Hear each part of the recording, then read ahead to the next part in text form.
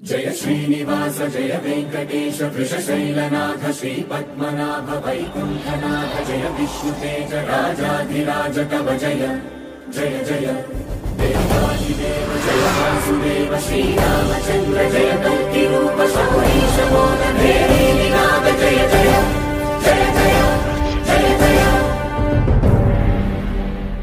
Popcorn passion సభ్యులందరికీ వీక్షకులందరికీ శుభాభివందనాలు. నేను చాలా బాధలో ఉన్నాను. ఇంకా చెప్పాలంటే చాలా కోపంగా ఉన్నాను. మన కలియుగ దైవమైన శ్రీ వెంకటేశ్వర స్వామి వారి పరమ పవిత్రమైన ప్రసాదం లడ్డూలో వాడే నెయ్యిలో కల్తీ జరగడం. కల్తీ అంటే ఇలాంటి కల్తీ కాదు, నేరుగా జంతువుల కొవ్వుతో, అది పంది ఆవు కొవ్వులతో కల్తీ చేసిన నెయ్యితో లడ్డూలను గత ప్రభుత్వం తయారు చేసిందని ఆరోపణ మాత్రమే కాదు, ఒక పరిశోధన కేంద్రంలో చేసిన పరీక్షల్లోని ఫలితాలు రుజువుతో నిర్ధారణ చేశారు. అసలు ఇంతటి అపరాధానికి తెగించగలరా? ఇంతటి తీవ్రవాదానికి ఉన్మాద బ్రిటిష్ వారు కూడా సాహసించలేకపోయారు కదా. మన దేశంలో మన రాష్ట్ర పాలకులు ఇలాంటి సాహసానికి తెగించారా? ఇది తీవ్రవాద చర్యగానే పరిగణించాలని ఆవేశంతో ఊగిపోయాను. ఎలా చూసినా ఇది హిందువుల మీద దాడిగానే పరిగణించాలి. ఇంకా చూస్తే ఇది మానవ హక్కుల ఉల్లంఘనగానే చూడాలి. హిందువులంతా ప్రతిఘటించాలి. ఎవరైతే ఇలాంటి నీచానికి పాల్పడ్డారో వాళ్ళకి న్యాయస్థానం కఠినమైన శిక్ష విధించాలని కోరుకుంటున్నాను. ఎప్పుడు చిత్రాల గురించి మాత్రమే ప్రసక్తించే నేను మొట్టమొదటిసారిగా ఈ విషయం గురించి భావోద్వేగంతో రాసుకొని రికార్డింగ్ కూడా చేసేసాను. ఆ భావోద్వేగంలో చాలా కఠినంగా మాటలు కూడా ఉన్నిందనుకోండి. ఇంకా ఈ విషయం గురించి వార్తలు విని కొంచెం ఆగుదామని అనిపించింది. మొదటి రోజు ఈ విషయం గురించి తెలుసుకున్న కాడికి ఇప్పటికి చాలా విషయాలు బయటపడ్డాయి. కానీ ఇంకా చాలా ప్రశ్నలు ఉన్నాయి. కావున కొంచెం అయోమయం, కొంచెం అనుమానం ఉంది. నాకున్న ప్రధాన ప్రశ్నలు ఏంటంటే, అసలు తిరుమలకు వచ్చే ప్రతి ట్రక్కులోని నెయ్యిని ఎక్కడెక్కడ ఎప్పుడెప్పుడు పరీక్షిస్తారని తెలుసుకోవాలని ఉంది. వైఎస్ఆర్పి ప్రభుత్వ హయాంలో కూడా ఇలాంటి పరీక్షలు జరుగుంటాయి కదా. ఇప్పుడు కూటమి ప్రభుత్వం వచ్చి 3 నెలలు పైబడింది. ఎన్నో పరీక్షలు చేసుంటారు. ఇప్పటి వరకు ఎందుకు బయట పెట్టలేదు? అది కాకుండా కల్తీ నెయ్యి అని తేలిన తర్వాత ఈ ప్రభుత్వ హయాంలో ప్రసాదం తయారు అయ్యిందా లేదా? గత ప్రభుత్వంలో కూడా కల్తీ నెయ్యి అని పరీక్షలో తేలిన తర్వాత ప్రసాదం తయారయ్యిందా లేదా? ఇలాంటి వివరాలు మాకు కావాలి. టీటీడీ వారు వెంటనే భక్తులకు భరోసా ఇవ్వడానికి ప్రతి పరీక్షని వారి వెబ్సైట్ లో తెలియజేయాలి, ప్రచురించాలి. గత 10 ఏళ్ళు కాకపోతే 20 ఏళ్ల నుండి చేసిన ప్రతి పరీక్షని భక్తులకు అందుబాటులో ఉండేటట్లు టీటీడీ వెబ్సైట్ లో ప్రచురించాలి. అప్పుడు కానీ మళ్ళీ భక్తులకు భరోసా దొరకదు. మామూలు సగటు భక్తుడికి తిరుమలలోని ప్రసాదం తాలూకు నాణ్యత తగ్గుతూ వస్తుందని ఆవేదన చెందుతున్నారు. అలాంటప్పుడు ఇలాంటి వార్త బయటకు వచ్చినప్పుడు దిగ్భ్రాంతిలో మొట్టమొదటిగా వచ్చేది కోపమే.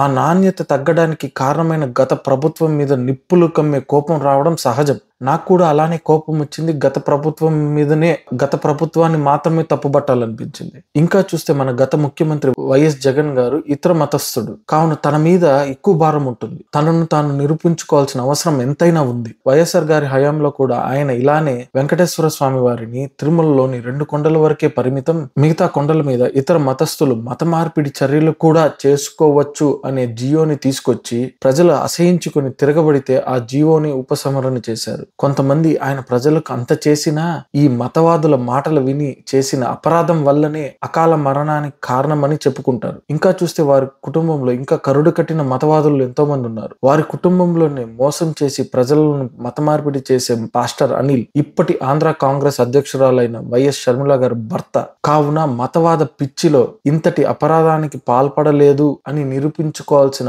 బాధ్యత, అవసరం వైఎస్ జగన్ గారి మీద ఉంది. ఇదండి వైఎస్ఆర్సీపీ గురించి. నేను కూడా ముందుగా వైఎస్ఆర్సీపీ చేసుంటారు అనే అనిపించింది. ఇప్పుడు నారా చంద్రబాబు నాయుడు గురించి. ఆయన విపరీతమైన రాజకీయ వ్యూహాత్ములు. ఆయన వయసు పెరిగిందే కానీ ఆయన వ్యూహ రచనలో పదును తగ్గలేదనే చెప్పాలి. ముందుగానే ఆయనకి తెలిసిన ఈ విషయంని ఎందుకు బహిరంగపరచలేదు అనే అనుమానం అయితే వస్తుంది. ఆయన హయాంలో పంపిణీ అయిన నెయ్యికి గత ప్రభుత్వానికి సంబంధం ఏమిటి? గత ప్రభుత్వంలో పరీక్షలోని కల్తీ అయిన నెయ్యితో లడ్డూలు చేసున్నారని ఆధారం ఉందా? చిత్తశుద్ధే ఉంటే విచారణ జూలైలోనే మొదలుపెట్టి ఈ పాటికి ఆధారాలతో బయట పెట్టుండొచ్చు కదా. ఎందుకంటే టీటీడీ చేసిన ప్రతి పరీక్ష ఫలితాలు వాళ్ళ దగ్గరే ఉంటుంది కదా. దీనికి పెద్దగా విచారణ చేయాల్సిన అవసరం కూడా లేదు. కావాల్సిన ఆధారాలని వాళ్ళ దగ్గరే ఉంటుంది కదా. కానీ ఆ విషయాన్ని బయట పెట్టకుండా, కానీ గమ్ము నుండి ఎలాంటి విచారణ చేయకుండా కేవలం ఆయన హయాంలో చేసిన పరీక్ష ఫలితాలతో ఆరోపణ మాత్రమే గత ప్రభుత్వం మీద చేసినట్లుగా ఉంది. ఇంకా చూస్తే మనం గతం మర్చిపోయాము. చిన్నప్పుడు నుంచి తిరుమలకు వెళ్ళినప్పుడు ఖచ్చితంగా 1000 స్తంభాల